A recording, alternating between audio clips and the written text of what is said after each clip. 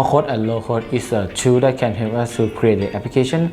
You don't need to have the coding knowledge skill, but for the low-code, you need to have the coding skill to create the application.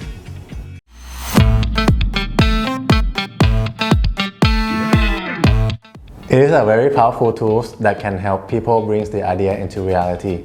Whether it is a person who has an idea for a startup, who want to pitch it into investor, this can help them visualize the idea better. Having the idea as a prototype in their hands really sells the idea better. It can also help designers by giving them the development ability so that they can play around and have the look and feel of their own design, so that they can adjust their design and make the final design better and more user-friendly. And for students, this is a very good gateway into coding because low-code and no-code have the fundamentals of software development. These are only just a few examples of how low-code and no-code can benefit everybody.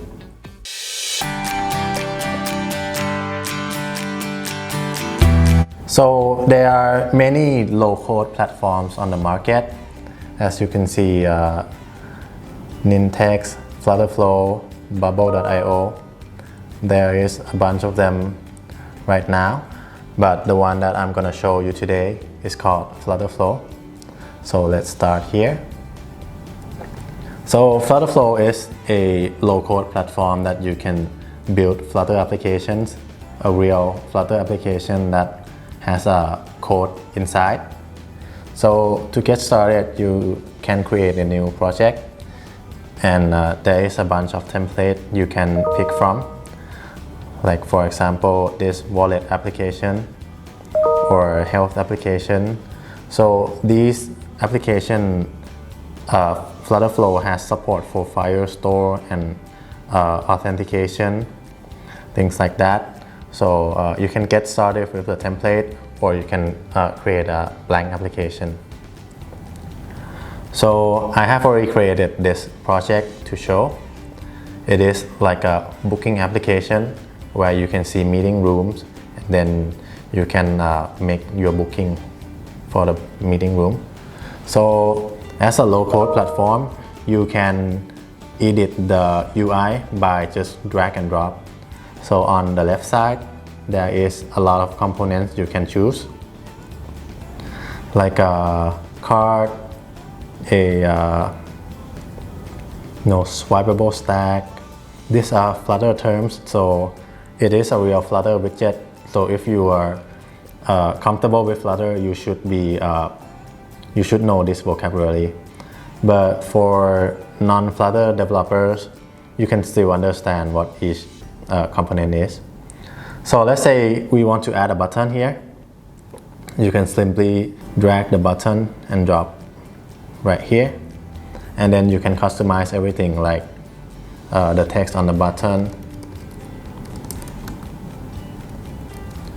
like that, or you can change the color. Let's make it red, like that.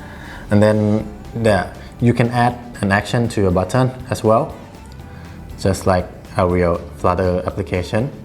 So to add an action, you can choose your button, and then you can tap add action here. And add action, there is a lot of action you can do. You can navigate to different screen. You can call alert dialog or show snack bar. You can do animation, and there is custom action as well. So for custom action, this is where it becomes low code. So you can write Flutter code and make it execute your code with Flutterflow. But for demonstration, I will show you a simple way to add an action.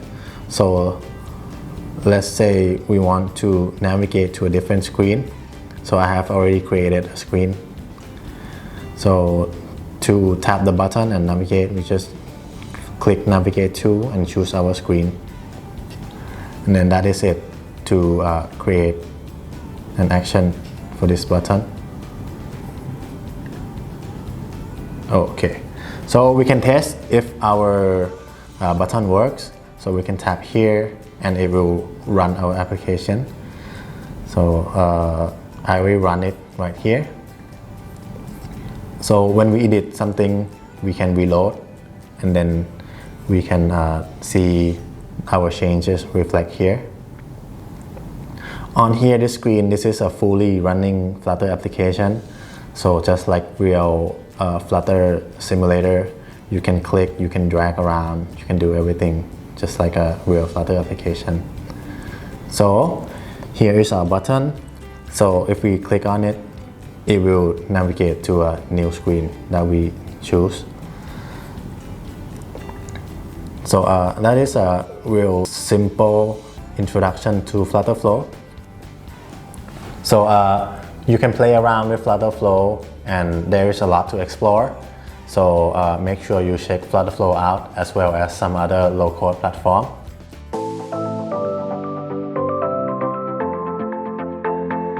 What we're gonna demo today is AppSheet, which is the no-code platform that we can use to create our application. Okay. As you can see, we can see the template of our project that we can create. So there is a simple survey, simple inventory, project tracker. So project tracker is similar to the PALO or the Jira that you can drag and drop to change the status of the project, and we can do the export and copy the project to create our product. So I will try to copy, and we need to put the name of the application. I put the name which is the default one, project tracker, and I select the category is author. I click add. Okay, we can see we have the project in right side. We can see the preview screen. This one will be our application that we can use in the future. So let's move to another screen that we can customize. So if we click in the checker in here, and if you don't like the UX or UI of this screen, you can change the type of view. So if you would like it to be the table, you can change it. The preview screen will be changed, and you can change it to be card. Okay, but if you like it, you can choose this one. After we show you how to create and customize application by using AppSheet, if you would like to deploy project in a real environment, you need to subscribe the service, and there are a lot of products that well known in the marketplace that you can use, which is the Webflow, Appify, and Bubble.